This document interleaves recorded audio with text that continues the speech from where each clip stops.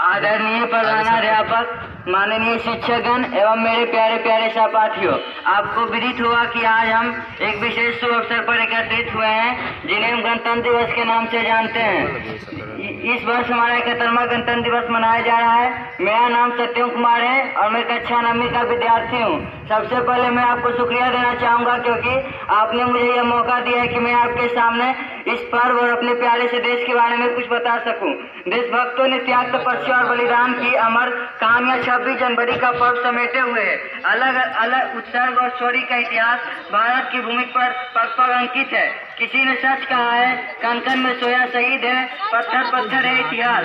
26 जनवरी हमारे देश के लिए बहुत खास दिन है। गणतंत्र का अर्थ है जनता के द्वारा जनता के लिए शासन। हमारे देश का संविधान 26 जनवरी 1950 को लागू हुआ था। 26 जनवरी 1950 को हमारा देश गणतंत्रित देश बन गया था।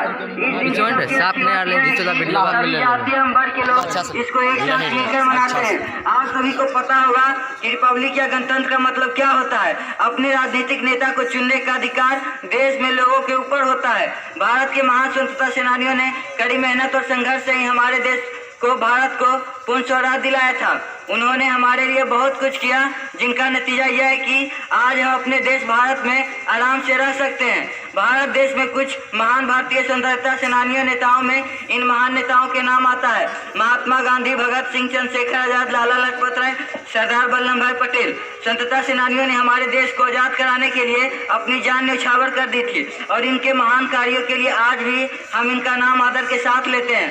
भारतवासी इस बलिदान को कभी भी भुला नहीं सकते।